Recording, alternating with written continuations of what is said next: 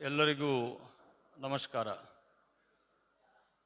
ಮೊಟ್ಟ ಮೊದಲನೇದಾಗಿ ನಿಮ್ಮ ಕಲಾವಿದರ ಸಂಘದಿಂದ ಏನು ನನ್ನ ಒಂದು ಸಣ್ಣ ಕೆಲಸಕ್ಕಾಗಿ ದೊಡ್ಡ ಸನ್ಮಾನವನ್ನು ನೀವು ಮಾಡಿದ್ದೀರಿ, ಅದಕ್ಕಾಗಿ ನಿಮಗೆಲ್ಲ ಹೃತ್ಪೂರ್ವಕವಾದಂತಹ ವಂದನೆಗಳನ್ನು ಸಲ್ಲಿಸಕ್ಕೆ ಇಷ್ಟಪಡ್ತೇನೆ. ನಿಮ್ಮೆಲ್ಲರ ಪ್ರೀತಿ ಮತ್ತು ಅಭಿಮಾನ ಅದು ನನಗೆ ಒಂದು ಶುಭಾಶೀರ್ವಾದದ ರೂಪದಲ್ಲಿ ಇರುತ್ತೆ ಅಂತ ಹೇಳಿ ನಾನು ಅನ್ಕೋತೀನಿ.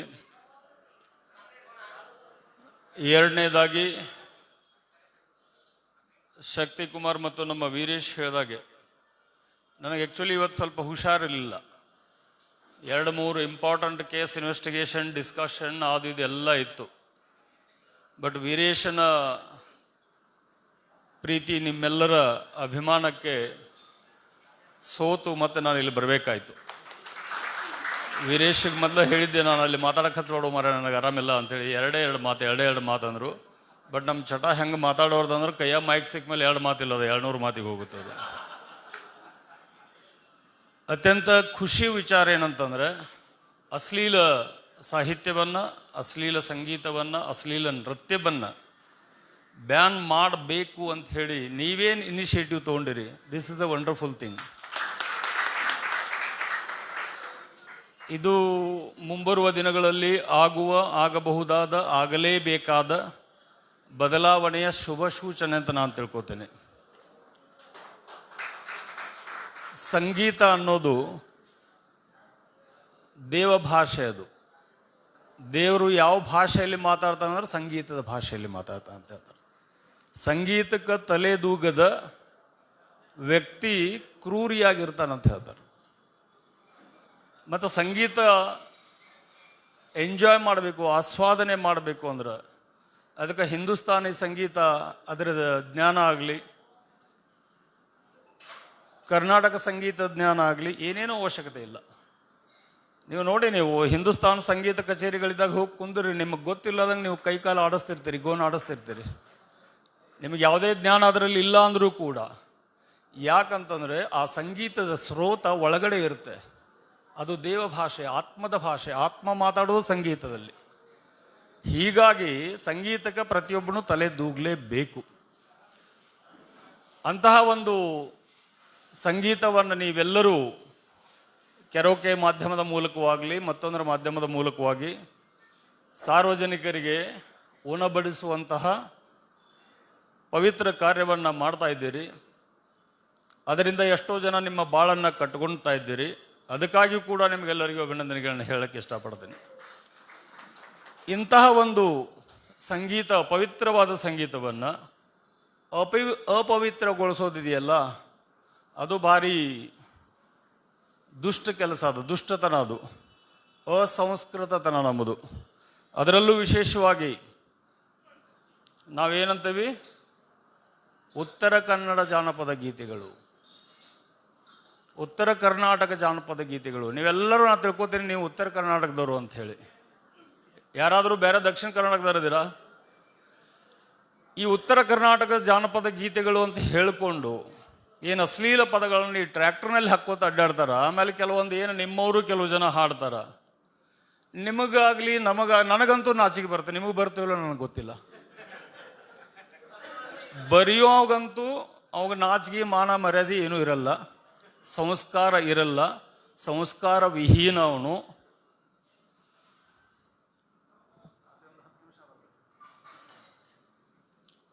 ಸಂಸ್ಕಾರ ಇದ್ದ ಯಾವುದೇ ವ್ಯಕ್ತಿ ಆ ಥರ ಸಾಹಿತ್ಯ, ಅದಕ್ಕೆ ಸಾಹಿತ್ಯ ಅನ್ನೋಕ್ಕಾಗಲ್ಲ. ಆ ತರಹ ಒಂದು ಅಶ್ಲೀಲ ಹೊಲಸನ್ನು ಬರೆಯೋಕ್ಕಾಗಲ್ಲ. ಯಾವನಿಗೆ ಅವನ ಮನೆಯಲ್ಲಿ ಸಂಸ್ಕಾರ ಕೊಟ್ಟಿರ್ತಾರೆ ತಂದೆ ತಾಯಿ, ಅವನು ಆ ಥರ ಅಶ್ಲೀಲ ಹೊಲಸು, ಅದಕ್ಕೆ ಹಾಡೋನು ಅನ್ನೋದಿಲ್ಲ ನಾನು. ಅಶ್ಲೀಲ ಹೊಲಸನ್ನು ಕೊಡೋದಿಲ್ಲ, ಬರೆಯೋದಿಲ್ಲ. ಯಾವನಿಗೆ ಸಂಸ್ಕಾರ ಇರುತ್ತೆ ಅವನು ಆ ಅಶ್ಲೀಲ ಹೊಲಸನ್ನು ಕೇಳೋದಿಲ್ಲ. ಅದಕ್ಕೆ ಮತ್ತೆ ಉತ್ತರ ಕರ್ನಾಟಕ ಜಾನಪದ ಗೀತೆ ಅನ್ನೋದು ಹೆಸರು ಬೇರೆ. ನಾವು ದಕ್ಷಿಣ ಕರ್ನಾಟಕದಾಗ ಹೋದಾಗ ಉತ್ತರ ಕರ್ನಾಟಕ ಜಾನಪದ ಗೀತೆಗಳು ಅಂತಂದ್ರೆ ಯಾವುದು? ಯಾರು ಹೇಳ್ತೀರಿ ಉತ್ತರ ಕರ್ನಾಟಕ ಜಾನಪದ ಗೀತೆಗಳ ಬಗ್ಗೆ? ಎನಿಬಡಿ? ಎಸ್, ಕೂತ್ಕೊಳ್ಳಿ. ಉತ್ತರ ಕರ್ನಾಟಕದ ಜಾನಪದ ಗೀತೆಗಳು ಅಂದ್ರೆ ಯಾವುವು? ವಂಡರ್ಫುಲ್. ಮತ್ತೆ ಯಾರಾದರೂ? ವಂಡರ್ಫುಲ್. ಗರತಿ ಹಾಡುಗಳು. ಈ ಗರತಿ ಹಾಡುಗಳನ್ನ ಕಲೆಕ್ಟ್ ಮಾಡಿದಾರೆ ಯಾರು? ಕೊಲೆಕ್ಟ್ ಮಾಡಿ ಪಬ್ಲಿಷ್ ಮಾಡಿದಾರೆ ಯಾರು? ಯಾರು? ಸಿಂಪಿ ಲಿಂಗಣ್ಣನವರು, ಮಧುರ ಚನ್ನರು, ರೇವಪ್ಪನವರು, ಖಾಜಾ ಸಾಬ್ರು. ಅವರು ತಿರುಗಾಡ್ಲಿಕ್ಕೆ ವಾಹನಗಳ ವ್ಯವಸ್ಥೆ ಇಲ್ಲದ ಕಾಲದೊಳಗೆ ಸೈಕಲ್ ಮೇಲೆ ಹೋಗಿ, ಚಕ್ಕಡಿ ಮೇಲೆ ಹೋಗಿ, ಕಾಲ್ನಡಿಗೆಯಿಂದ ಹೋಗಿ ಹಳ್ಳಿಗೆ ಭೇಟಿ ನೀಡಿ ನಮ್ಮ ಅಕ್ಕ, ತಂಗಿ, ತಾಯಿ, ಅತ್ತಿ ಇವ್ರ ಬಾಯಾಗಿದ್ದ ಹಾಡುಗಳನ್ನು ಸಂಗ್ರಹ ಮಾಡಿ ಗರತಿಯ ಹಾಡುಗಳು ಅಂತ ಒಂದು ಪುಸ್ತಕ ತಂದರು. ಇವೆಲ್ಲ ಬಂದಿದ್ದು ಆಮೇಲೆ.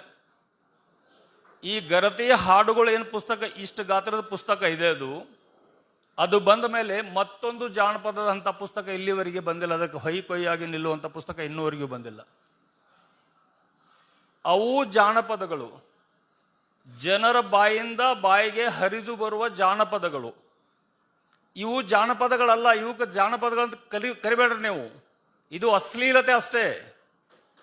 ಅಶ್ಲೀಲತೆ ಬಿಟ್ಟರೆ ಇವು ಜಾನಪದ ಅನ್ನಕ್ಕೆ ಯೋಗ್ಯನೇ ಅಲ್ಲ. ಇವು ಜಾನಪದ ಅಂದ್ರೆ ಜನರ ಬಾಯಿಂದ ಬಾಯಿಗೆ ಹರಿದು ಬರಬೇಕು, ಅದಕ್ಕೆ ಜಾನಪದ ಅಂತೀವಿ ನಾವು. ಈ ಜಾನಪದ ಎಂಥ ಒಂದು ಶ್ರೀಮಂತ ಸಾಹಿತ್ಯ ಅಂತಂದ್ರೆ ಅದಕ್ಕಾಗಿ ಹಾವೇರಿ ಹತ್ರ ಒಂದು ವಿಶ್ವವಿದ್ಯಾಲಯವನ್ನು ಕಟ್ಟಿದ್ದಾರೆ. ಎಲ್ಲ ಶಿಷ್ಟ ಸಾಹಿತ್ಯದ ತಾಯಿ ಬೇರು ಎಲ್ಲಿ ಅಂತಂದ್ರೆ ಜಾನಪದದಾಗಿರುತ್ತೆ. ಆ ಜಾನಪದ ಯಾವುದು ಅಂತಂದ್ರೆ ಆಡಿ ಬಾಣನ ಕಂದ ಅಂಗಾಲ ತೊಳೆದೇನ, ತೆಂಗಿನಕಾಯ ತಿಳಿನೀರ ತಕ್ಕೊಂಡು ಬಂಗಾರದ ಮೋರೆ ತೊಳೆದೇನ, ಅತ್ತರೆಳಲ್ಲವ ಈ ಕೂಸು ನನಗಿರಲಿ, ಕೆಟ್ಟರೆ ಕೆಡಲಿ ಮನೆ ಕೆಲಸ, ಬಸವನಂತ 100 ಮಕ್ಕಳು ಮನೆಯಾಗಿರಲಿ. ಇವು ಜಾನಪದ. ಇವು ನಮ್ಮ ಗರತಿಯರ ಹಾಡುಗಳು. ಇವನು ಹಾಡಿದವರು ಗರತಿಯರು, ಕೇಳಿದವರು ಗರತಿಯರು.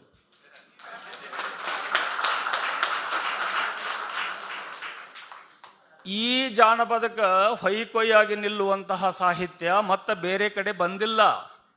ಇಂತಹ ಸಾಹಿತ್ಯವನ್ನು ಹಾಡಿ ಎದೆ ಉಬ್ಬಿಸ್ಕೊಂಡು ಹೇಳು, ಇದು ನಮ್ಮ ಸಾಹಿತ್ಯ ಅಂತೇಳಿ, ಇದು ಉತ್ತರ ಕರ್ನಾಟಕದ ಸಾಹಿತ್ಯ ಅಂತೇಳಿ. ಈ ಟ್ಯಾಕ್ಟರ್ನಾಗ ಹಾಕ್ತಾರಲ್ಲ, ಫಸ್ಟ್ ಆಫ್ ಆಲ್ ಅದಕ್ಕೆ ಜಾನಪದ ಅನ್ಬೇಡ್ರಿ, ಸೆಕೆಂಡ್ ಅದಕ್ಕೆ ಸಾಹಿತ್ಯ ಅನ್ಬೇಡ್ರಿ. ನೀವು ಜಾನಪದ ಮತ್ತು ಸಾಹಿತ್ಯ ಅಂತ ಅದಕ್ಕೆ ಅಂದ್ರೆ ನಮಗೆ ನಾವು ಅಪಚಾರ ಮಾಡಿಕೊಂಡಾಗ ಸಾಹಿತ್ಯಕ್ಕೆ ಅಪಚಾರ ಮಾಡ್ದಂಗೆ, ಜಾನಪದಕ್ಕೆ ಜಾನಪದರಿಗೆ ಅಪಚಾರ ಮಾಡ್ಕೊಂಡಂಗೆ. ಆದ್ರೆ ಇವತ್ತು ನಾವು ಎಲ್ಲಿ ಹೊರಟೇವಿ? ನಮ್ಮ ಜಾನಪದಗಳು ಹೆಂಗಾಗ್ಯಾವು? ಆ್ಯಕ್ಚುಲಿ ನನಗೆ ಜಾಸ್ತಿ ಗೊತ್ತಿಲ್ಲ. ನಾ ಡ್ರೈವರ ಬಿಟ್ಟರೆ ಬೇರೆ ಹಾಡು ನನಗೆ ಗೊತ್ತಿಲ್ಲ, ಯಾಕಂದ್ರೆ ನಾ ಕೇಳುವುದಿಲ್ಲ. ಅವನು ಬೇರೆ ಹಾಡುಗಳನ್ನ ನಾ ಕೇಳುವುದಿಲ್ಲ. ನಾನು ಸಬ್ ಇನ್ಸ್ಪೆಕ್ಟರ್ ಇದ್ದೆ ಕೆಂಬಾವಿಯಲ್ಲಿ. ಯಾವನಾದರೂ ಟ್ರ್ಯಾಕ್ಟರ್ನಲ್ಲಿ ಟೇಪ್ ರಿಕಾರ್ಡ್ ಹಚ್ಕೊಂಡು ಹೋದ್ರೆ ನೀವು ಹೋಗಿ ಕೇಳ್ರಿ, ಕೆಂಬಾವಿಗೆ ಹೇಳ್ತಾರೆ ಅವರು, ಇವತ್ತಿಗೂ ಹೇಳ್ತಾರೆ. ನಾನು ಸ್ಟೇಷನ್ ಆಗಿದ್ದೆ, ನಾನು ಕಿವಿಗೆ ಸೌಂಡ್ ಬಿಟ್ಟಂದ್ರೆ ಪೊಲೀಸರು ಓಡಿಸ್ತಿದ್ದೆ ತೊಂಬಾ ಟ್ರ್ಯಾಕ್ಟರ್ನ ಅಂತೇಳಿ. ಆ ಟೇಪ್ ರಿಕಾರ್ಡನ್ನು ತೆಗೆದು ಟೇಲರ್ನಾಗ ಇಡ್ತಿದ್ದೆ, ಇದರ ಬಟನ್ ಗಾಲಾಗ ಇಡ್ತಿದ್ದೆ, ಬಿಡು ಗಾಡಿ ಮುಂದೆ ಅಂತ ಹೇಳ್ತಿದ್ದೆ. ಆಮೇಲೆ ಅವನ ಕೈ ಕೊಡ್ತಿದ್ದೆ, ಈಗ ನೀ ಹಾಡ್ತೀನಿ ನೋಡಂತೇಳಿ, ನೀ ಹಾಡ್ಕೋತ ಹೋಗು ಈಗ ಅಂತೇಳಿ.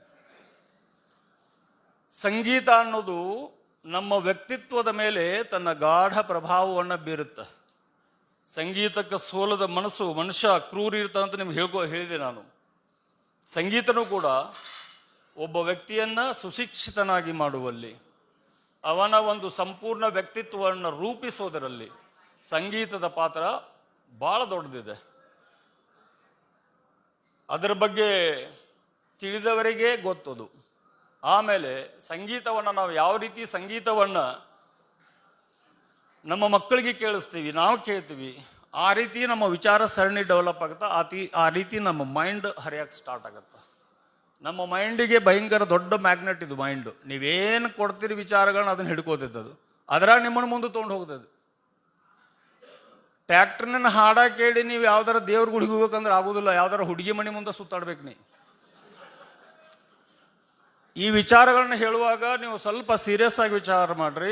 ಇದರಲ್ಲಿ ಯಾವುದು ನಗುವಂಥ ವಿಚಾರ ಇಲ್ಲ. ನಿಮ್ಗೊಂದೆರಡು ಹಾಡ ಹೇಳ್ತೇನೆ. ನನಗೆ ವೀರೇಶ್ ಕಲ್ಸ್ಯ ನನಗೆ ಯಾವ ಜಾನಪದ ಅಂತೇಳಿ, ಎಂತೆಂಥವು ಅಶ್ಲೀಲ ಇರ್ತಾವಂತ ಇದು ನೋಡಿದ ಮೇಲೆ ಇನ್ನೂ ಗಾಬರಿ ಆಗೈತೆ ನನಗೆ. ಸೊಂಟ ತೋರಿಸಿ ಗುಂಗ ಏರಿಸಿ ತಿಂಡಿಗೆ ಬಿದ್ದಾಳ ಹಾದರಗಿತ್ತಿ. ಇವು ನಗು ವಿಚಾರ ಅಲ್ಲ, ಬಿ ಸೀರಿಯಸ್. ಈ ತಿಂಡಿಗೆ ಬಿದ್ದಾರ ಅವ್ರ ಮನ್ಯಾಗೂ ಇರ್ಬೋದಲ್ಲ, ಹಾಡ ಬರ್ದಾರ ಮನ್ಯಾಗ ಇರ್ಬೋದು, ಹಾಡ ಹಾಡುವರ ಮನೆಯಾಗ ಇರ್ಬೋದು, ಹಾಡ ಕೇಳುವರ ಮನೆಯಾಗ ಇರ್ಬೋದು. ಇದು ಯಾಕೆ ನಮ್ಗೆ ವಿಚಾರ ಬರೋದಿಲ್ಲ? ನಮ್ಮ ಮನೆಯಾಗ ಹೆಣ್ಮಕ್ಳು ಅದಾರ ಅನ್ನೋ ಖಬರ್ ನಮ್ಗೆ ಯಾಕೆ ಆಗೋದಿಲ್ಲ? ನೀನು ಮತ್ತೊಬ್ಬನ ಮನೆ ಹೆಂಗಸರು ನೋಡಿ ತಿಂಡಿಗೆ ಬಿದ್ದಾಳ ಹಾದರಗಿತ್ತಿ ಅಂತ ಹಾಡಿದ್ರೆ ನಿನ್ನ ಮನೆ ಹೆಣ್ಮಕ್ಳು ನೋಡಿ ಇನ್ನೊಬ್ಬ ಹಾಡ್ಬೋದಲ್ಲ. ಇಂಥ ಹಾಡು ಕೇಳಿದ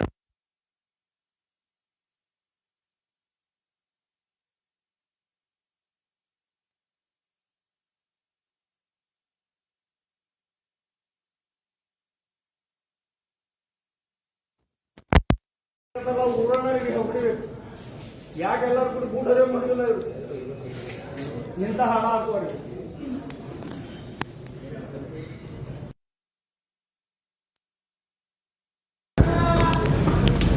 ನೋಡಿ ಸೌಂಡ್ ಹುಡುಗಿ ಮೇಲೆ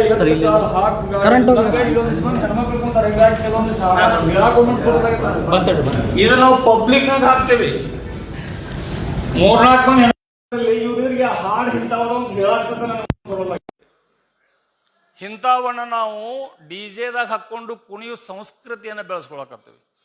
ಇದ್ರಾಗ ನಮ್ಮದು ನಿಮ್ಮದು ಪಾತ್ರ ಭಯಂಕರ ದೊಡ್ಡದೈತಿ.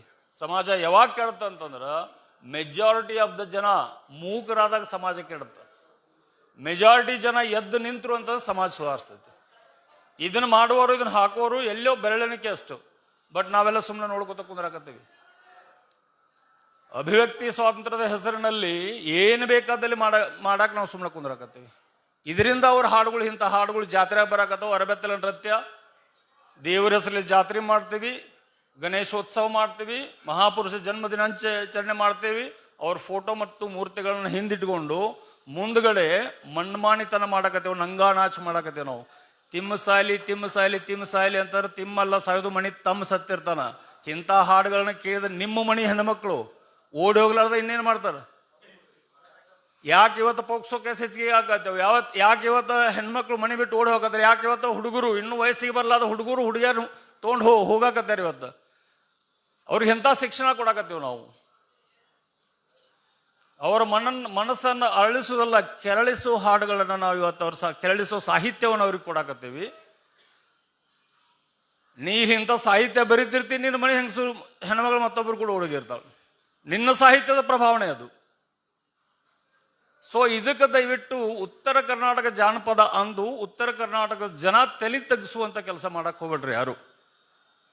ಇನ್ಮ್ಯಾಗ ಇವಕ್ಕೆ ಓನ್ಲಿ ಅಸಲಿ ಇಲ್ಲ, ಹೊಲಸು ಅನ್ಬೇಕೇ ವಿನಃ ಹಾಡನ್ನು ಅನ್ನಕ್ಕೆ ಯೋಗ್ಯ ಇಲ್ಲ ಅವು. ನಿಮಗೆ ಪ್ರೀತಿ ಪ್ರೇಮದ ಹಾಡುಗಳು ಬೇಕಂತಂದ್ರ ಹೋಗ್ರಿ ಹಿಂದ ಕನ್ನಡ ಚಲನಚಿತ್ರ ಎಂತೆಂಥ ಅದ್ಭುತ ಹಾಡುಗಳಿಲ್ಲ. ಅವು ಮನಸ್ಸನ್ನು ಕೆರಳಿಸೋದಿಲ್ಲ, ಮನಸ್ಸನ್ನು ಅರಳಿಸ್ತಾವು.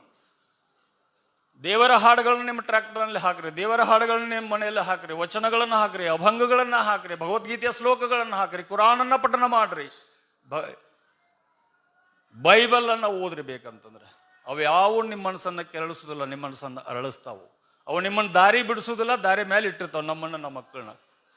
ಬಟ್ ಇವತ್ತು ನಾವೇನು ಮಾಡಾಕತ್ತೀವಿ? 4 ದುಡ್ಡು ಬರ್ತೈತೆ ಅಂತ ಕೂಡ ಸಗಣಿ ತಿನ್ನೋದು. ರೊಕ್ಕ ಕೊಡ್ತೀನಿ, ಒಂದು ಇಟ್ಟು ತಿಂತೀರಿ ಅಂದ್ರೆ ತಿಂತೇವೆ ನಾವು. ಯಾರಾದರೂ ಒಂದು 10,000 ರೂಪಾಯಿ ಕೊಡ್ತೇವೆ, ಒಂದು 5 ಗ್ರಾಮ್ ಸಗಣಿ ತಿನ್ರಿ ಅಂದ್ರೆ ತಿಂತೇವಿ. ಮತ್ತು ಇಂಥದ್ದು ಇದು ಸಗಣಿಕೆನ ಹೊಲಸಿದು. ಶರೀರ ಕೆಟ್ಟರೆ ಡಾಕ್ಟರ್ ಅದರ ಔಷಧ ಕೊಡ್ತಾರ. ಮನಸ್ಸು ಕೆಟ್ಟು ಬಿಟ್ರೆ ಅದನ್ನ ರಿಪೇರ್ ಮಾಡಕ್ಕೆ ಭಾಳ ಟೈಮ್ ಬೇಕಾಗುತ್ತೆ. ಮನಸ್ಸನ್ನು ಕೆಡ್ಸಾಕತ್ತೇವೆ, ನಮ್ಮ ಮಕ್ಕಳ ಮನಸ್ಸು ಕೆಡ್ಸಾಕತ್ತೇವೆ ನಾವು, ದೊಡ್ಡವ್ರ ಮನಸ್ಸು ಕೆಡ್ಸಾಕತ್ತೇವೆ ನಾವು. ಅದಕ್ಕೆ ನಾವೆಲ್ಲ ಪಾಲ್ದಾರ ಆಗತ್ತೇವೆ. ಇಂತಹ ಒಂದು ಅಶ್ಲೀಲತೆಯನ್ನ ಬ್ಯಾನ್ ಮಾಡಲೇಬೇಕು. ನಾವು ಯಾರ್ಯಾರು ಸಂಬಂಧಪಟ್ಟವ್ರದಾರ ಅವ್ರಿಗೆ ನೋಟಿಸ್ ಕೊಡೋರದೀವಿ. ಅಶ್ಲೀಲತೆ ಏನಾದರೂ ದೇವಸ್ಥಾನ, ಗುಡಿ, ಮಸೀದಿ, ಚರ್ಚ್ಗಳ ಹತ್ರ ಅಶ್ಲೀಲತೆ, ಅವುಗಳ ಹೆಸರಿನಲ್ಲಿ ಏನಾದರೂ ಮಾಡಿಕೊಂಡು ಅಶ್ಲೀಲ ನಂಗಾನಾಚ ಅದು ಇದು ಮಾಡಿದ್ರೆ ಅದಕ್ಕೆ ನಾವು ಕಡಿವಾಣ ಹಾಕ್ತೀವಿ. ಇನ್ನು ನಮ್ಮ ಪ್ರಯತ್ನಕ್ಕೆ ನಿಮ್ಮ ಬೆಂಬಲ ಸಿಕ್ಕಿದ್ದು ನಮಗಿನ್ನೂ ಆನೆ ಬಲ ಬಂದಂಗಾಗುತ್ತೆ. ಮೊನ್ನೆ ಒಂದು ದೊಡ್ಡ ಕಾರ್ಯಕ್ರಮ ಮಾಡಿದರು. ಡೊಳ್ಳು ತರಿಸಿದ್ರು, ಕರಡಿ ಮಜಲು ತರಿಸಿದ್ರು, ಗೊಂಬೆ ಕುಣಿದವ್ರನ್ನ ತರಿಸಿದ್ರು, ಆರತಿ ಇದ್ವು, ಕುಂಭ ಇತ್ತು. ಇದು ಎಲ್ಲದರ ನಡುವೆ ಒಂದು ಡಿಜೆ ಇತ್ತು. ಡಿಜೆ ತರಿಸೋದಾದ್ರೆ ಇವನ್ಯಾಕೆ ತರಿಸ್ಬೇಕು? ಇದನ್ನು ನಾ ಯಾವಾಗಿಂದ ಕೇಳ್ಕೊತ ಬಂದೆ. ನೀವು ಲಾಸ್ಟ್ ಇಯರ್ ಅಥವಾ ಇನ್ನೊಂದು ವರ್ಷ ಹಿಂದಲೂ ಒಂದು ಜಾತ್ರೆ ಮೀಟಿಂಗ್ನ ನಾ ಮಾತಾಡಿದ್ದು ನಿಮ್ಗೆ ನೋಡಿರ್ಬೇಕು. ಅದರ ನಾನು ಸರಿಯಾಗಿ ಹೇಳಿದ್ದೆ. ಇದನ್ನು ನಾ ಕೇಳಲಿಲ್ಲ. ಒಂದು 20 ಮಂದಿ ಹೆಣ್ಮಕ್ಳು ಬಂದರು ನನ್ನ ಹತ್ರ. DJ ತರಿಸೋ ಇದನ್ನೆಲ್ಲ ಯಾಕೆ ತರಿಸ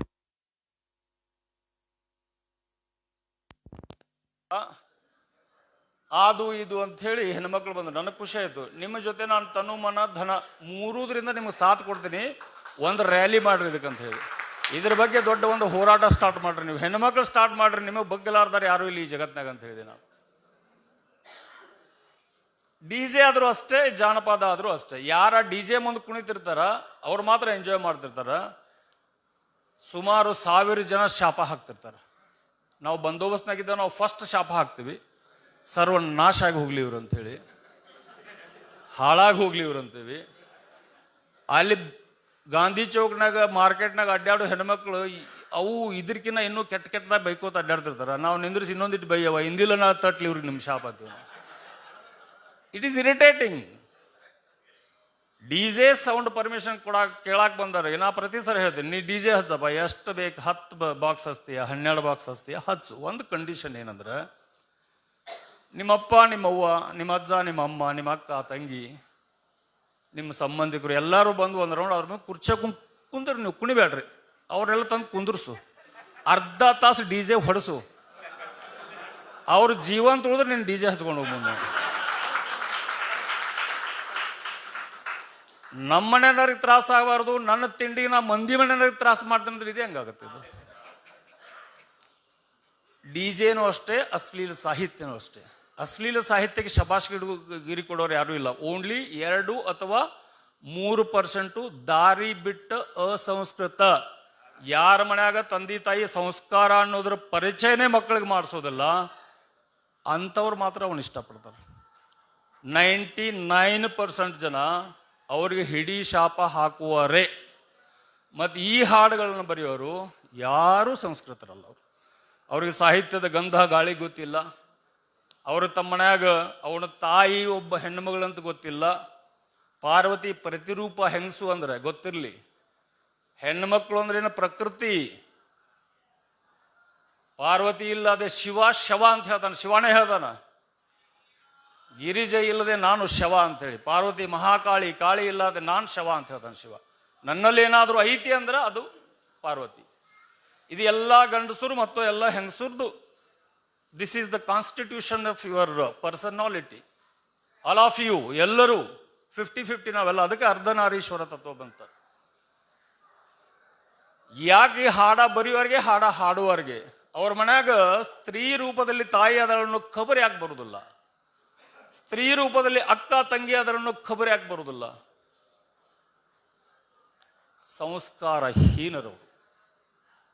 ಸಂಸ್ಕಾರದ ಗಂಧ ಗಾಳಿ ಲವಲೇಶ ಗೊತ್ತಿಲ್ಲದ ಮೂರ್ಖರು ಬರೆಯುವಂಥ ಇದಕ್ಕೆ ನಾವು ತಲೆ ದೂಗುದು ಬೇಡ, ನಾವು ಅದಕ್ಕೆ ಕುಣಿಯೋದು ಬೇಡ.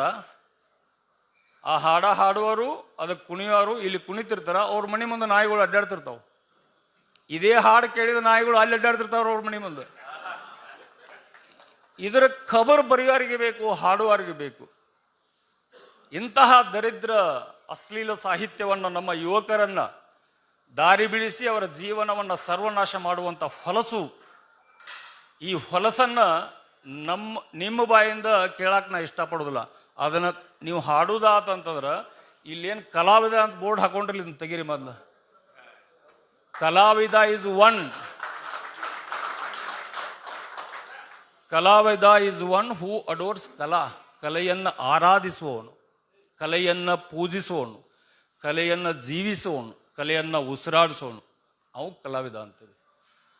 ತನ್ನ ಕಲೆಯ ಮೂಲಕ ಸಮಾಜಕ್ಕೆ ಮಾರ್ಗದರ್ಶನ ಮಾಡೋನು, ತನ್ನ ಕಲೆಯ ಮೂಲಕ ಒಬ್ಬರೋ ಇಬ್ಬರೋ ಜೀವನ ಬೆಳಗೋನು, ಅವಾಗ ಕಲಾವಿದ ಅಂತೀವಿ ನಾವು.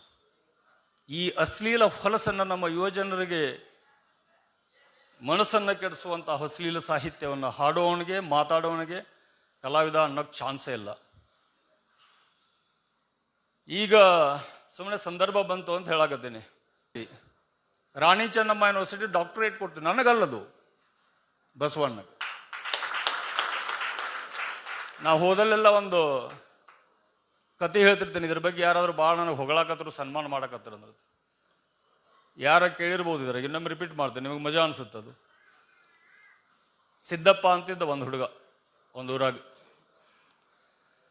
ತಂದೆ ಇಲ್ಲ, ತಾಯಿ ಇಲ್ಲ, ಅವಾರ ಹುಡುಗ. ಯಾರು ಒಂದು ತೂತು ರೊಟ್ಟಿ ಕೊಟ್ಟು ತಿನ್ನಬೇಕು, ಇಲ್ಲಾಂದ್ರೆ ಇಲ್ಲ. ಎಲ್ಲರೂ ಲೇಸಿದ್ದೆ, ಬಾಲೆ ಲೇಸಿದ್ದೆ, ಹೋಗ್ಲೇ ಲೇ, ಅದನ್ನ ತೊಗೊಂಬಾಲಿಸಿದ್ದೆ, ಇದನ್ನ ತೊಗೊಂಬಾಲಿಸಿದ್ದೆ, ಚುಟ್ಟ ತೊಗೊಂಬಾಲಿಸಿದ್ದೆ, ಸಿಗರೇಟ್ ತೊಗೊಂಬಾಲಿಸಿದ್ದೆ, ಸೆರೆ ಬಾಟ್ಲಿ ತೊಗೊಂಬಾಲಿಸಿದ್ದೆ. ಅವನ್ನ ಒಂಥರ ಫುಟ್ ಬಾಯ್ ಟೈಪ್ ಯೂಸ್ ಮಾಡ್ಕೋತಿದ್ರು. ಮೈ ಮೇಲೆ ಹಾಕ್ಕೊಳಕ್ಕೆ ಅರಿವು ಸತ್ಯ ಸರಿ ಇರಲಿಲ್ಲ. ಅವನ ನಶೀಬ ತೆರೀತು. ನೀನು ಒಲಿದರೆ ಕೊರಡು ಕೊಣರುವುದಯ್ಯ ಅಂದಂಗೆ ದೇವ್ರೇನೋ ತಥಾಸ್ತು ಅಂದ್ಬಿಟ್ಟ. ಅವಾಗ ಕೋಟ್ಯಾಧೀಶ ಆಗ್ಬಿಟ್ಟ. ಕೋಟ್ಯಾಧೀಶ ಆಗ್ತಾ ಆಗೋದ್ನಾಗ ಹೆಂಗೆ ಅವಾಗ ಶ್ರೀಮಂತಿಕೆ ಬರಾಕತ್ತು. ಸಿದ್ಧ ಹೋಗಿ ಸಿದ್ದು ಆದ, ಆಮೇಲೆ ಸಿದ್ದಪ್ಪ ಆದ, ಆಮೇಲೆ ಸಿದ್ದನಗೌಡ ಆದ, ಆಮೇಲೆ ಸಿದ್ದಪ್ಪ ಸಾವ್ಕಾರ ಆದ, ಆಮೇಲೆ ಅಣ್ಣ ಆದ, ಆಮೇಲೆ ಧನಿ ಆದ. ಅವ ಬರಾಕತ್ತ ರೋಡ್ನಾಗ ಹಿಂಗಂದ್ರೆ ಇವರೆಲ್ಲರೂ ರೋಡ್ ಬಿಟ್ಟು ಎರಡು ಕಡೆ ನಿಂತು ಹಿಂಗೆ ಕೈ ಮುಗಿತಾರೆ. ಅವ ಏನು ಮಾಡ್ತಿದ್ದ, ಆಯ್ತು ನಾ ಹೋಗಿ ಹೇಳ್ತೀನಿ, ಎಲ್ಲರಿಗೂ ಹಿಂಗೆ ಹೇಳ್ತಿದ್ದ. ಯಾರು ನಮಸ್ಕಾರ ಮಾಡಿದ್ರೆ ಅವ್ನು ನಮಸ್ಕಾರ ಅಂತಿಲ್ಲ, ನಾ ಹೋಗಿ ಹೇಳ್ತೇನೆ ರೀ ಅಂತಿದ್ದ. ಬೇಕಾದ್ರೆ ನಮಸ್ಕಾರ ಇಲ್ಲ, ಅವಂಗ ಕಾಲಿಗೆ ಬೀಳಕ್ಕೆ ಪಾಳೆ ಹಚ್ಚಕತ್ರ. ಅವ್ನ ಮನೆ ಮುಂದೆ ಪಾಳೆ. ಎಲ್ಲರಿಗೂ ಹೇಳ್ತೆ, ಕಾಲು ಬಿದ್ದರಿಗೆ ಆಯ್ತು ರೀ ನಾವು ಹೋಗಿ ಹೇಳ್ತೀನಿ. ನಾವು ಬೇರೆ ಏನೂ ಹೇಳ್ತಿಲ್ಲ, ಆಯ್ತು ರೀ ನಾವು ಹೋಗಿ ಹೇಳ್ತೀನಿ. ಆಯ್ತು ರೀ ಇವ ಯಾರಿಗೆ ನಮಸ್ಕಾರನೂ ಅನ್ನೋದಿಲ್ಲ. ಹೊಳ್ಳಿ ಆಯ್ತು ರೀ ಹೋಗಿ ಹೇಳ್ತೀನಿ ಅಂತ ನಾ ಯಾರಿಗೆ ಹೇಳ್ತಾನಿವ ಅಂತ. ಒಂದು ದಿವಸ ವೀರೇಶ್ ವಾಲಿ ಅಂತ ಅವ ಬೆನ್ನ ಹತ್ತೋದ. ಅವ ಮನ್ಯಾಗ ಹೋದ, ಹಗುರ್ ಕೈ ಇವ ಕಿಟಕಿ ಅಂತೇಳಿ ಹೋಗಿ ನಿಂತ. ಏನು ಮಾಡಕತ್ತಿ, ಮನ್ಯಾಗ ಹೋಗಿ ಏನು ಮಾಡ್ತಾನೆ ನೋಡುಂತಡಿವ ಅಂತ. ಅವ ಹೋಗಿ ಟ್ರೆಜರಿ ತೆಗೆದು ಟ್ರೆಜರಿ ಒಳಗೆ ಏನು ಲಕ್ಷ್ಮಿ, ಬಂಗಾರ, ಬೆಳ್ಳಿ, ರೊಕ್ಕ ಐತಲ್ಲ, ಅದಕ್ಕೆ ಹೇಳಕತ್ತ. ನಿನಗೆ ಇಂಥವ್ರು ನಮಸ್ಕಾರ ಅಂದರು, ನಿನಗೆ ಇಂಥವ್ರು ಕಾಲಿಗೆ ಬಿದ್ದರು, ನಿನಗೆ ಇಂಥವ್ರು ಎರಡು ಕೈ ಮುಗಿದ್ರು, ನಿನಗೆ ಇಂಥವ್ರು ಅಣ್ಣ ಅಂದರು, ನಿನಗೆ ಇಂಥವು ಧನಿ ಅಂದರು. ಅದು ಬಂದಮೇಲೆ ಇವಂದಲ್ಲ. ಅದಕ್ಕೆ ನಾನು ಹೇಳ್ಬೇಕಾಗೈತಿ, ಹೋಗಿ ಬಸವಣ್ಣನ ಮುಂದೆ ಕುಂತು ನಿನಗೆ ಇಂಥವ್ರು ಸನ್ಮಾನ ಮಾಡಿದರು,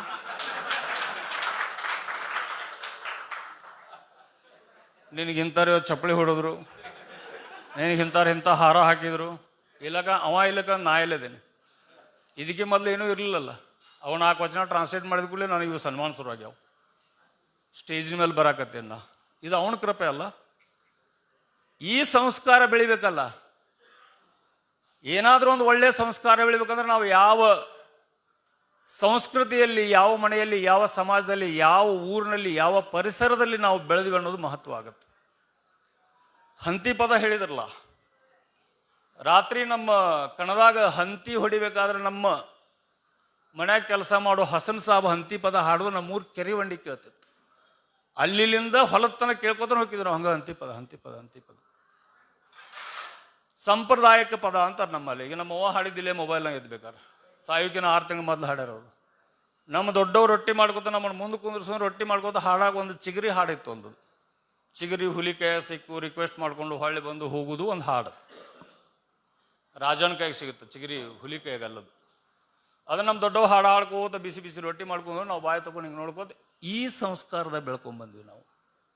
ಇವತ್ತು ನಮ್ಮ ಮಕ್ಕಳಿಗೆ ಈ ಸಂಸ್ಕಾರ ನಮಗೆ ಕೊಡೋಕ್ಕಾಗ್ತಾ ಇಲ್ಲ. ಹಿಂಗಾಗಿ ನಾವು ಹೆಂಗೆ ಕೊಡಕತ್ತೀವಿ, ಅವ್ರ ಕೈಯಾಗ ಮೊಬೈಲ್ ಕೊಡಕತ್ತೀವಿ. ನಮ್ಮೂರಾಗ ರಮೇಶ್ ಕುಲಕರ್ಣಿ ಅಂತಿದ್ದ. ಸಂಗೀತ ಅನ್ನೋದು ಹೆಂಗಿರುತ್ತೆ ಹೇಳ್ತೇನೆ ನಾನು ನಿಮಗೆ. ಅವು ಎಲ್ಲ ಸಂಗೀತಗಳು ಅವ್ನು ನೋಡ್ಕೊ. ಪುಟ್ಟರಾಜ ಗವಾಯಿಗಳ ಸಂಗೀತ ಕಚೇರಿಗಳನ್ನ ಕೇಳಿ ಬೆಳೆದ ದೇಹ ಇದು. ನೀವ್ಯಾರು ಪುಟ್ಟರಾಜ ಗವಾಯಿಗಳನ್ನ ನೋಡ್ರಕ್ಕಿಲ್ಲ, ಬಟ್ ಪುಟ್ಟರಾಜ ಗವಾಯಿಗಳ ಸಂಗೀತ ಕಚೇರಿ ನಮ್ಮ ಊರಾಗ ನಡೀತಿತ್ತು. ಅವರು ತುಲಾಭಾರ 3 ಸರಿ ಮಾಡಿದ್ರು, ನಾವು ಸಣ್ಣವರಿದ್ದಾಗಿದ್ದು. ರಮೇಶ್ ಕುಲಕರ್ಣಿ ಅಂತೇಳಿ ನಮ್ಮ ಊರಾಗ SSLC ಮುಗಿಸಿ ಊರು ಬಿಟ್ಟು ಹೋಗಿದ್ದೆ. 28-30 ವರ್ಷದ ನಂತರ ವಾಪಸ್ ಊರಿಗೆ ಬಂದವು. ಈ 30 ವರ್ಷ ಇಡೀ ದೇಶ ತಿರುಗಾಡಿದ್ದ. ಮೊದಲು ಸಂಗೀತದ ಹುಚ್ಚಿತ್ತು. ಈ ಪುಟ್ಟರಾಜ ಗವಾಯಿಗಳ ಗತೆ ಎಷ್ಟು ಇನ್ಸ್ಟ್ರೂಮೆಂಟ್ಸ್ ಅದಾವು, ಅದ್ರದ್ದು ಒಂದು 70% ಇನ್ಸ್ಟ್ರೂಮೆಂಟ್ಸನ್ನು ಪ್ಲೇ ಮಾಡ್ತಿದ್ದ ರಮೇಶ್ ಕುಲಕರ್ಣಿ. ಹಿಂದೂಸ್ತಾನಿ ಸಂಗೀತ ಅಂತೂ ಅದ್ಭುತ. ನಮ್ಮ ಮನೆ ಎಕ್ಸಾಕ್ಟ್ಲಿ ಎದುರಿಗೆ ಮನೆ. ನಾನು BA ಓದ್ತಿದ್ದೆ ಆಗ. Expert English ಮಾತಾಡ್ತಿದ್ದ. ಅವನದೊಂದು ಕೊರಗೆ ಏನಿತ್ತು ಅಂದ್ರೆ, ನಮ್ಮ ಊರಾಗ ಯಾರೋ ಒಂದು ಕೂಡ ಇಂಗ್ಲೀಷ್ ಮಾತಾಡಿದೆ. ನಾನು ಇಂಗ್ಲೀಷ್ ಹಾಳಾಗಿ ಹೋಗುತ್ತೆ ಅಂತಿದ್ದವು. ಸೊ ನಾನು ಧಾರವಾಡದಿಂದ ಊರಿಗೆ ಬಂದೆ ಅಂದ್ರೆ, ನೀನು ನನ್ನ ಜೊತೆ ಇಂಗ್ಲೀಷ್ ಮಾತಾಡ್ತಿದ್ದವು. ನಾನು ನಿನ್ನ ಜೊತೆ ಇಂಗ್ಲೀಷ್ ಮಾತಾಡ್ತೀನಿ, ನೀವು ಒಂದೆರಡು ಹಾಡು ಅಂತಿದ್ದೆ. ನಾನು ಸರಿಯಾಗಿ ಕುಡಿ ಚಟಕ್ ಬಿದ್ದ. ಒಂದು ಪಾಕೆಟ್ ಸರಿಯಾಗಿ ಕುಡಿದು ಹಾಡಕ್ಕೆ ಶುರು ಮಾಡಿದ್ರೆ ಅವ ಕರುಣಿಸೋ ರಂಗ ಕರುಣಿಸೋ ಹಾಡ್ತಿದ್ದ. ಎಂಥ ಅದ್ಭುತ ಅಂತಂದ್ರೆ, ಆ ಹಾಡು ಮುಗಿತನ ಅವನು ಈ ಲೋಕದಾಗಿರ್ತಿರ್ಲಿಲ್ಲ, ನಾವು ಈ ಲೋಕದಾಗಿರ್ತಿರ್ಲಿಲ್ಲ. ಮುಗಿದ ಮೇಲೆ ಹೇಳ್ತಿದ್ದವ ಹಾಡ ಹೆಂಗೆ ಹಾಡಬೇಕು ಅಂತ. ಹೆಂಗೆ ಹಾಡಬೇಕು ಅಂದ್ರೆ ಕರುಣಿಸೋ ರಂಗ ಕರುಣಿಸೋ ಅಂದ್ರೆ ಆ ರಂಗ ಬಂದು ಯಾಕೋ ಮಂಗ್ಯ ನನ್ಯಾಕ ಕರೆಯಕತಿ ಏನಾಗೈತಿ ನಿನಗಂತ ಕೇಳ್ಬೇಕವ.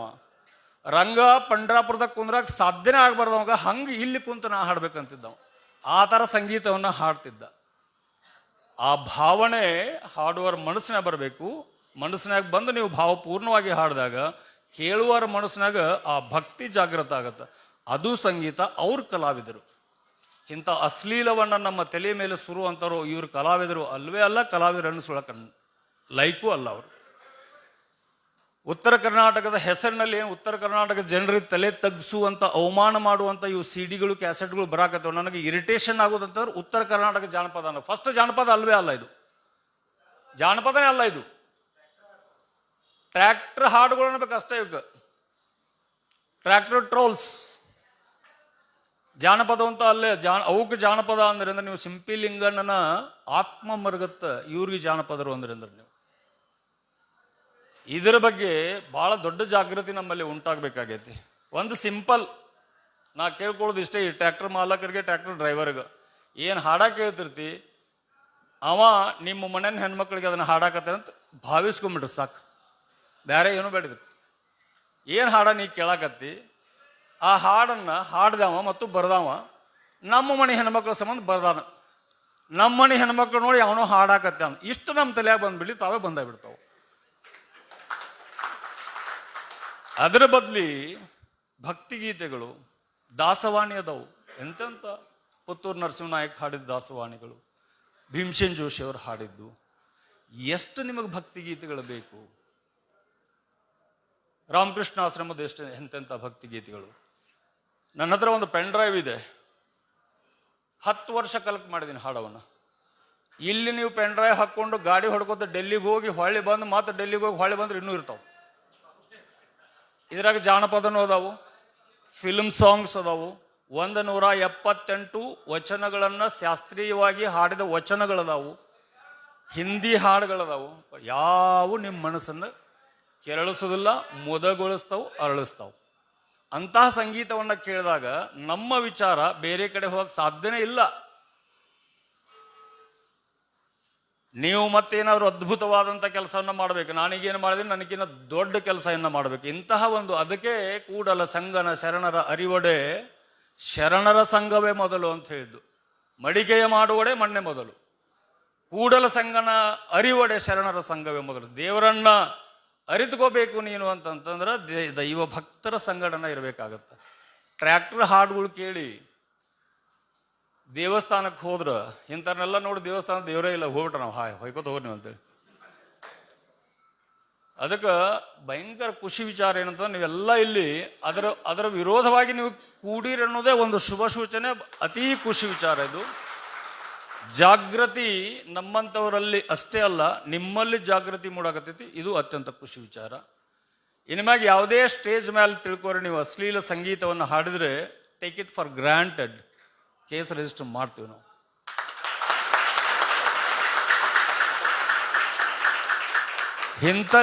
ಇಂತಹ ಅಶ್ಲೀಲ ಸಂಗೀತವನ್ನು ಹಾಡಿದ್ರು ಅಂತ ನಮಗೆ ಹೇಳಿ ಆಯೋಜಕರನ್ನ ಮೊದಲು ಮಾಡಿ ಹಾಡ್ದವನ ಮೇಲೆ ಆ ಬರ್ದಾರನ್ನ ಹುಡುಕಿರ್ತೀವಿ. ಮಂಡ್ಯ ಬಹುಂದಲ್ಲ ಅವ ಏನಾಯ್ತಲ್ಲ ಅವನ ಹೆಸರು, ನನ್ನ ಬಾಯಿ ಆ ಹೆಸರು ಅಂದು ಹೊಲಸು ಮಾಡ್ಕೋದಿಲ್ಲ. ನನ್ನ ಬಾಯಿನ ಹೊಲಸು ಹೆಸರು ಇಟ್ಕೊಂಡಿದ್ದು ದೇವ್ರದು, ಮಾಡಿದ ಕೆಲಸ ಹಲ್ಕ. ಅವ ಏನು ಮಾಡ್ತಾನ ಅದನ್ನೇ ಮಾಡ್ಬೇಕಲ್ಲ. ಅವ ಎಂಥ ಹಾಡು ಬರೀತಾನ, ಏನು ಹೊಲಸ್ತು ಅಡ್ಗೆ ಮಾಡ್ಯಾನ ಅದನ್ನ ತಿನ್ಬೇಕಲ್ಲ. ಅವ ಸೆಗಣಿ ಕುಕ್ ಮಾಡಕತ್ತೇನವ, ಇನ್ನೊಂದು ಹೆಸರು ಹೇಳಕ್ಕೆ ಬಾಯಿ ಬರೋದಾಗೈತಿ. ಒಲಿ ಮೇಲಿಟ್ಟು ಅದನ್ನ ಬೇಸ್ಯಾನ, ಅಡ್ಗೆ ಮಾಡ್ಯಾನ. ಅದರದ್ದು ಹಣ್ಣು ಬೇಕಂದ್ರೆ ಹೆಂಗೆ ಸಿಗುತ್ತದ? ಸೆಗಣಿನೇ ತಿನ್ನಬೇಕು. ಮನ್ಯಾಗ ತೊಗೊಂಬಂದಿದ್ದು ಸಗಣಿ, ಒಲೆ ಮೇಲೆ ಇಟ್ಟಿದ್ದು ಸಗಣಿ, ಅದನ್ನೆಲ್ಲ ತಿನ್ನಬೇಕು. ಉಪ್ಪಿಟ್ಟು ತಿನ್ಬೇಕಂದ್ರೆ ಗೋಧಿ ನುಚ್ಚು ತರಬೇಕಾಗುತ್ತೆ, ಶಿರಾ ಬೇಕಂದ್ರೆ ಸಕ್ಕರೆ ನುಚ್ಚು ಬೇಕಾಗುತ್ತೆ, ಅಮೃತ ಬೇಕಂತಂದ್ರೆ ಸಾಧನೆ ಬೇಕಾಗತ್ತೆ. ಹೊಲಸು ಮಾಡಿದ್ದುಣ್ಣೋ ಮಾರಾಯ ಅಂತ ಅದಕ್ಕೆ ಹಿಂದೆಲ್ಲ ಹೇಳ್ಯಾರ. So it's a very good sign that you people are standing against such vulgar literature. ನಿಮ್ಮ ಜೊತೆ ನಾವು ಪಕ್ಕಾ ಕೈ ಜೋಡಿಸ್ತೀವಿ, ನಿಮ್ಮ ಹಿಂದೆ ಇರ್ತೀವಿ. ನೀವು ಇದರ ಅಂಬಾಸಡರ್ ಆಗ್ರಿ. ನೀವು ಕೂಡ ಇದರ ವಿರುದ್ಧ ಜನಜಾಗೃತಿಯನ್ನು ಉಂಟು ಮಾಡುವಂಥ ಒಂದು ಅಂಬಾಸಡರ್ಸ್ ನೀವೆಲ್ಲ ಆಗಬೇಕು. ಒಳ್ಳೆ ಕೆಲಸ, ನಾವು ಒಳ್ಳೆ ಕೆಲಸ ಮಾಡಿದಾಗ ಸಮಾಜ ನಮ್ಮನ್ನು ಮೆಚ್ಚುತ್ತೆ. ದೇವರು ನಮಗೊಂದು ಸ್ವಾತಂತ್ರ್ಯ ಅಂತ ಕೊಟ್ಟಿರ್ತಾರೆ, ಒಂದು ಮನಸ್ಸನ್ನು ಕೊಟ್ಟು ಕಳಿಸಿರ್ತಾನೆ. ಏನು ಮಾಡಬೇಕು ಅನ್ನೋದು ನಮಗೆ ಬಿಟ್ಟಿದ್ದು, ಬಟ್ ಏನು ಮಾಡ್ತೀವೋ ಅದನ್ನು ನಾವು ತಿನ್ಬೇಕು ಅನ್ನೋದು ಖಬರ್ ನಮಗಿರ್ಬೇಕು. ಅದಕ್ಕೆ ಕರ್ಮಣ್ಯೇವಾಧಿಕಾರಸ್ಯ ಮಾ ಫಲೇಷು ಕದಾಚನ. ಮಾಡಿದ್ದನ್ನೋ ಮಾರ ಅಂತ ನಮ್ಮ ಹಿರಿಯರು ಹೇಳಿದ್ರು. ಅದು ಜಾನಪದ, ಅದು ನುಡಿ, ನಡೆ ನುಡಿ. ಅದು ಮಾಡಿದ್ದುಣ್ಣೋ ಮಾರಾಯ, ಅದನ್ನೇ ಮಾಡ್ಬೇಕಲ್ಲ. ಅಣ್ಣ ಉಂಡು ನನಗೆ ಸಿರಾ ಕೊಡ್ರಿ ಅಂದ್ರೆ ಚಾನ್ಸೇ ಇಲ್ಲ. ಅನ್ನನ ಉಣ್ಬೇಕು. ಸೊಲ್ಲಾಪುರಕ್ಕೆ ಹೋಗೋದ್ರೆ ಹಿಂಗೆ ಹೋಗ್ಬೇಕು. ಬೆಂಗಳೂರು ಕಡೆ ಹೊಂಟ ಸೊಲ್ಲಾಪುರ ಕಡೆ ಹೊಂಟೇನೆ ಅಂದ್ರೆ ಆಗುತ್ತೆ, ಅದು ಆಗಲ್ಲ. ಆದ್ದರಿಂದ ನಮ್ಮ ವ್ಯಕ್ತಿತ್ವದಿಂದ ಈ ಸಮಾಜಕ್ಕೆ ಒಂದು ಏನಾದರೂ ಒಳ್ಳೆಯದನ್ನು ಬಿಟ್ಟು ಹೋಗುವಂಥ ಕೆಲಸ ಮಾಡಬೇಕು. ನಾವು ಮಾಡೋ ಪ್ರತಿಯೊಂದು ಕೆಲಸ, ಆಡೋ ಪ್ರತಿಯೊಂದು ನುಡಿ, ಇದಕ್ಕೆ ನಾನೇ ಜವಾಬ್ದಾರನಾಗಿರ್ತೇನೆ. ಯಾರ ಕೈಯಿಂದ ಬೇಕಾದರೂ ತಪ್ಪಿಸ್ಕೋಬಹುದು, ನೀವು ನಿಯತಿ ಕೈಯಿಂದ ತಪ್ಪಿಸ್ಕೊಳ್ಳೋಕೆ ಚಾನ್ಸೇ ಇಲ್ಲ. ಈ ಜಗತ್ತು ಏನಾರ ರೌಂಡ್ ತಿರ್ಗಾಕತೈತೆ ಅಂತಂದ್ರೆ ಥಿಯರಿ ಆಫ್ ಕರ್ಮ, ನಿಯತಿ ಮೇಲೆ ತಿರ್ಗಾಕತೈತಿ. ಈ ಎಕ್ಸಿಸ್ಟೆನ್ಸ್, ನಮ್ಮ ಎಕ್ಸಿಸ್ಟೆನ್ಸ್ ಏನಂತಲ್ಲ, ನಮ್ಮ ಎಕ್ಸಿಸ್ಟೆನ್ಸ್ಗೆ ಏನಾದರೂ ಎಕ್ಸ್ಪ್ಲನೇಷನ್ ಐತಿ ಅಂತಂದ್ರೆ ದಟ್ ಈಸ್ ಮಾಡಿದ್ದನ್ನೋ ಮಾರಾಯ. ಏನು ಮಾಡ್ತೇವೆ ಅದನ್ನು ಉಣ್ಲೇಬೇಕು, ಎಲ್ಲಾಗ ಉಪವಾಸ ಸಾಯ್ಬೇಕು. ಸೊ ಇಂತಹ ಒಂದು ಅಶ್ಲೀಲ ಹೊಲಸಿನ ವಿರುದ್ಧ ನೀವೆಲ್ಲ ಎಚ್ಚರಗೊಂಡಿದ್ದೀರಿ. This is a very good sign. ಸಮಾಜ ಮಗ್ಗಲನ್ನು ಬದಲಿಸುವಂತಹ ಒಂದು ಕಾಲ ಬರಾಕತೈತಿ ಅನ್ಕೊಂಡೇನೆ ನಾನು. ಯಾಕಂದ್ರೆ ನಿಮ್ಗೆ ಹೇಳಿದೆ ನಾವು ಯಾವ ರೀತಿ ಪರಿಸರದೊಳಗೆ ನಾವು ಬೆಳೆದ್ವಿ ಅಂತೇಳಿ. ಆಗ ಇವೆಲ್ಲ ಅನ್ಹರ್ಡ್ ಆಫ್. ಇವೇನು ನಮಗೆ ಕನ್ನಡ ಶಾಲೆಗಿದ್ದಾಗ ಏಕಾಏಕಿ ಅಪರತರಾಗ ಓಡಿ ಹೋಗ್ಯಾರ ಅಂತೇಳಿ ಒಂದು ಹಾಡ ಹಾಡಿಸಿ ಬ್ರಿಟಿಷು ಸ್ವತಂತ್ರ ಹೋರಾಟದ ಬಗ್ಗೆ ಫಸ್ಟ್ ಟೈಮ್ ನಾವು ಈ ಕಿವಿಗೆ ಸ್ವಲ್ಪ ಉತ್ತರ ಕರ್ನಾಟಕದ ನಿಜವಾದ ಜಾನಪದವನ್ನು ಹೊರತುಪಡಿಸಿ ಬಿದ್ದಿದ್ದು ಅಂದ್ರೆ ಕಡ್ಲಿಮಟ್ಟಿಯ ಕಾಶಿಬಾಯಿಯ ಶೀಲದ ಚರಿತ್ರ. ಈ ಹಾಡನ್ನು ಫಸ್ಟ್ ಕೇಳಿ ಮೊಹರಂ ಹಬ್ಬದಾಗ ಹೆಜ್ಜೆ ಹಾಕಿದ್ವಿ ನಾವು. ಈ ಹಾಡಿಗೆ 4ನೇತ್ತಿದ್ದೆ ನಾನು. ಆಮೇಲೆ ಗುರುರಾಜ್ ಕೆಂದೂಳಿ ಅವರು ಇವರು ಬಂದರು. ಗುರುರಾಜ್ ಕೆಂದೂಳಿ ಅವರು ಕೂಡ ಓಕೆ, ಆದ್ರೆ ಜಾನಪದ ಸಾಹಿತ್ಯದಿಂದ ಸ್ವಲ್ಪ ಹಿಂಗೆ ತಿರುಗಿಸಿದ್ರು ಅವರು, ಸ್ವಲ್ಪ ತಿರ್ಗಾಕತ್ರು ಅವರು. ಆಗ ತಿರ್ಗಾಕತ್ಮೇಲೆ ಇದು ಮುಂದೆ ಹಂಗೆ ದಾರಿ ಬಿಟ್ಕೋತ ಹೊಂಟು. ಇವು ಉಳಿದುದು ಮುಂದೇನು ಬಂದು ಇವು ಅವಿವೇಕಿಗಳು, ಇವು ದಾರಿ ಬಿಡಾಕತ್ತು. ಹಿಂಗಾಗಿ ಅದಕ್ಕೆ ಅಂತಹ ಒಂದು ಹೊಲಸಿಗೆ ಸಾಹಿತ್ಯ ಅನ್ನೋ ಹೆಸರಿಟ್ಟು ಸಾಹಿತ್ಯಕ್ಕೆ ಕಳಂಕ ತರಕತ್ತೀವಿ ನಾವು. ಉತ್ತರ ಕರ್ನಾಟಕ ಕಳಂಕ ತರಕತ್ತೀವಿ. ನೀವು ನಿಜವಾಗ್ಲೂ ನಿಮ್ಗೆ ಉತ್ತರ ಕರ್ನಾಟಕದ ಅಭಿಮಾನಿಗಳು ನೀವು ಆಗಿದ್ರ ಮೊದಲ ಉತ್ತರ ಕರ್ನಾಟಕ ಜಾನಪದ ಅನ್ನೋ ಹೆಸರು ಕಿತ್ತು ಬಿಸಾಕಿರೋದ್ರಿಂದ ಬೆಂಗಳೂರು ಕಡೆ ಹೋದಾಗ ತಲೆ ತಗ್ಗಿಸ್ಬೇಕಾಗತ್ತೆ ನಾವು. ಉತ್ತರ ಕರ್ನಾಟಕ ಜಾನಪದ ಕೂಡ ನಗತಾರ ನಮ್ಮ ನೋಡೋರು. ಅದರ ಬದಲಿ ಎಲ್ಲರೂ ಹುಡುಕ್ಯಾಡಿ ಸಿಂಪಿ ಲಿಂಗಣ್ಣನ ಗರತಿ ಹಾಡುಗಳು ಪುಸ್ತಕ ತೊಗೊಳ್ರಿ, ನಿಮ್ಮ ಮನ್ಯಾಗಿಡ್ರಿ, ನಿಮ್ಮ ಅಕ್ಕಂಗ್ಯಾರು ಕಲಿತಾರ, ಅವ್ನು ಕಲ್ತು ಹಾಡ್ತಾವ್. ದ.ರಾ. ಬೇಂದ್ರೆ ಅಮ್ಮ ನಿನ್ನ ಲಲ್ಲೆಯಲ್ಲಿ ಮೂಡಿ ಬಂದ ಸೊಲ್ಲಿದು. ಇಂತಹ ಒಂದು ಸಾಹಿತ್ಯವನ್ನು ಕೇಳಿದಾಗ ಭಾವಾವೇಶಕ್ಕೊಳಗಾಗ್ತೀವಿ ನಾವು.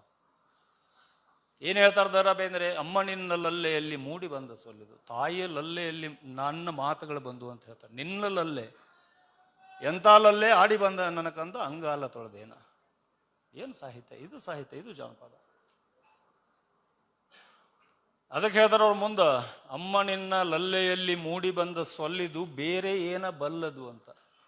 ಇವತ್ತೇನು ಅದೇನಿ ನೀ ಕಲಿಸಿದ ಪಾಠ ನನಗೆ. ದ.ರಾ. ಬೇಂದ್ರೆ ತಾಯಿಗೆ ಹೇಳ್ತಾರೆ, ಇವತ್ತು ನಾ ಏನದೇ ನೀ ಕಲಿಸಿದ ಪಾಠ, ಬೇರೆ ಏನ ಬಲ್ಲದು, ಬೇರೆ ಏನೈತಿ ಇದ್ರಾಗ. ಅದಕ್ಕೆ ಮನೆಯ ಮೊದಲು ಪಾಠಶಾಲೆ, ಜನನಿ ತಾನೇ ಮೊದಲು ಗುರುವು, ಜನನಿಯಿಂದ ಪಾಠ ಕಲಿತ ಜನರು ಧನ್ಯರು. ಇದು ಜಾನಪದ. ನಮ್ಮ ತಾಯಿಗಳು ಈ ಶಿಕ್ಷಣವನ್ನು ಮಕ್ಕಳಿಗೆ ಕೊಡಕ್ಕೆ ಫೇಲ್ ಆಗಕತ್ತಾರೆ ಇವತ್ತು. ಅದಕ್ಕಿಂತ ಹೊಲಸು ಸಾಹಿತ್ಯ ರಸ್ತಾಗ ಬರಾಕತ್ತೈತಿ. ಇದ್ರ ವಿರುದ್ಧ ಸಮಾಜದಲ್ಲಿ ಜಾಗೃತಿ ಉಂಟಾಗಬೇಕು. ನಿಮ್ಮಲ್ಲಿ ಮೊದಲು ಸಂಗೀತಗಾರಲ್ಲಿ ಉಂಟಾಗಿದ್ದು ನನಗೆ ಭಯಂಕರ ಖುಷಿಯಾಗಿದೆ. ಸ್ಟೇಜ್ ಮೇಲೆ ದಯವಿಟ್ಟು ಆ ಹೊಲಸನ್ನು ಅಂದು ನಿಮ್ಮ ಬಾಯಿ ಹೊಲಸು ಮಾಡ್ಕೋಬೇಡ್ರಿ, ಮತ್ತೊಬ್ಬರ ಮನಸ್ಸು ಹೊಲಸು ಮಾಡಬೇಡ್ರಿ, ಮತ್ತೊಬ್ಬರ ಕಿವಿ ಹೊಲಸು ಮಾಡಬೇಡ್ರಿ. ಅದು ಜಾನಪದ ಸಾಹಿತ್ಯ ಅಲ್ವೇ ಅಲ್ಲ, ಅದು ಹೊಲಸು ಅಷ್ಟೇ. ಹೊಲಸು ಕ್ಯಾನ್ ನೆವರ್ ಬಿ ಸಾಹಿತ್ಯ. ಅದಕ್ಕೆ ಸಾಹಿತ್ಯನೋ ಅದು ಹೊಲಸು ಅಷ್ಟೇ, ಹೊಲಸು ಸಾಹಿತ್ಯನೂ ಅಲ್ಲದು. ಸಾಹಿತ್ಯ ಕ್ಯಾನ್ ನೆವರ್ ಬಿ ಹೊಲಸು. ಸಾಹಿತ್ಯ ಹೊಲಸಾಗಕ್ಕೆ ಚಾನ್ಸೇ ಇಲ್ಲ, ಅದು ಹೊಲಸು ಅಷ್ಟೇ. ಆ ಹೊಲಸನ್ನು ನಿಮ್ಮ ಬಾಯಿಂದ ಅಂದು ನಿಮ್ಮ ಬಾಯಿ ಹೊಲಸು ಮಾಡ್ಕೋಬೇಡ್ರಿ, ನಿಮ್ಮ ಮನಸ್ಸು ಹೊಲಸು ಮಾಡ್ಕೋಬೇಡ್ರಿ. ಮತ್ತೊಬ್ಬರ ಕಿವಿ ಹೊಲಸು ಮಾಡಬೇಡ್ರಿ, ಮತ್ತೊಬ್ಬರ ಮನಸ್ಸು ಹೊಲಸು ಮಾಡಬೇಡ್ರಿ. ಟ್ಯಾಕ್ಟರ್ನಾಗ ಹಾಡ ಕೇಳು ನನ್ನ ಪ್ರೀತಿಯ ಡ್ರೈವರ್ಗಳೇ, ಟ್ರ್ಯಾಕ್ಟರ್ ಮಾಲಕರೇ. ಆ ಹಾಡ ಕೇಳುವಾಗ ಆ ಹಾಡನ್ನು ಯಾವನೋ ಒಬ್ಬ ನಿಮ್ಮ ಮನೆಯನ್ನು ಹೆಣ್ಮಕ್ಳಿಗೆ ಹಾಡಾಕತ್ತೆ ಅನ್ನೋ ಖಬರ್ ಇಟ್ಕೊಂಡು ಆ ಹಾಡ ಕೇಳ್ರಿ. ನಮಸ್ಕಾರ.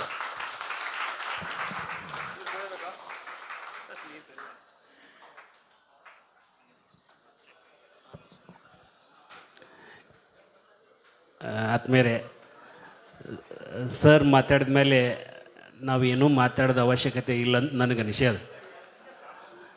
ಸರ್ ಮಾತಾಡಿದ ಮೇಲೆ ನಾವೆಲ್ಲರೂ ಅದಕ್ಕೆ ಬದ್ಧವಾಗಿದ್ದೀವಿ ಸರ್. ಇವತ್ತು ಮೂಲ ಉದ್ದೇಶ ನಮ್ಮದು ಎಲ್ಲ ನಮ್ಮ ಕಲಾವಿದ್ರದ್ದು ಉದ್ದೇಶ ಇದೆ, ಈ ಅಶ್ಲೀಲ ಜಾನಪದ ಏನು ಅಶ್ಲೀಲತೆ ಇದೆಯಲ್ಲ ಅದನ್ನು ಹೋಗಲಾಡಿಸ್ಬೇಕನ್ನೋ ಉದ್ದೇಶದಿಂದನೇ ಇಲ್ಲಿ ಕೂಡಿರೋದು. ಅದಕ್ಕೆ ನೀವು ಬಂದು ಕಳಸ ಇಟ್ರಿ ಸರ್. ನಮ್ಮ ಮಾತಿಗೆ ಪ್ರೀತಿಯಿಂದ ಬಂದು ನಮ್ಮ ಕಲಾವಿದರು ಏನು ಮನಸ್ಸಿನ ಅಂತರಾಳದ ಮಾತುಗಳಿದ್ದು ಎಲ್ಲರೂ ಮಾತಾಡಿದ್ರೆ ಅದು ಸಮಯ ಭಾಳ ಹೋಗಿತ್ತು. ಅದು ಏನು ಯಾರ ಮನಸ್ಸಿನಾಗ ಏನಿತ್ತಲ್ಲ ಅದನ್ನೆಲ್ಲ ಸರ್ ಮಾತಾಡಿಬಿಟ್ರೆ ಎಲ್ಲ ಫುಲ್ಫಿಲ್ ಆಯ್ತು. ಇವತ್ತು ಕೊನೆಗೆ ಒಂದು ಮಾತು, ನಮ್ಮ ಮನಸ್ಥಿತಿ ಬದಲಾಗಲಿ, ಅಶ್ಲೀಲ ಸಾಹಿತ್ಯ ನಮ್ಮ ಕಲಾವಿದರಿಂದ ಅದು ದೂರ ಹೋಗಲಿ. ಇವತ್ತು ನಮ್ಮ ಇಷ್ಟು ದಿನ ಕತ್ಲೆ ತುಂಬಿದಂಥ ನಮ್ಮ ಬದುಕಲ್ಲಿ ಇನ್ಮೇಲಿಂದ ಹೊಸ ಬೆಳಕು ಚೆಲ್ಲಿ ಎಲ್ಲರೂ ಬದಲಾಗೋಣ ಅಷ್ಟೇ. ಧನ್ಯವಾದಗಳು ಸರ್. ಒಂದು ಫೋಟೋ ಸರ್ ಎಲ್ರಿ ಒಂದು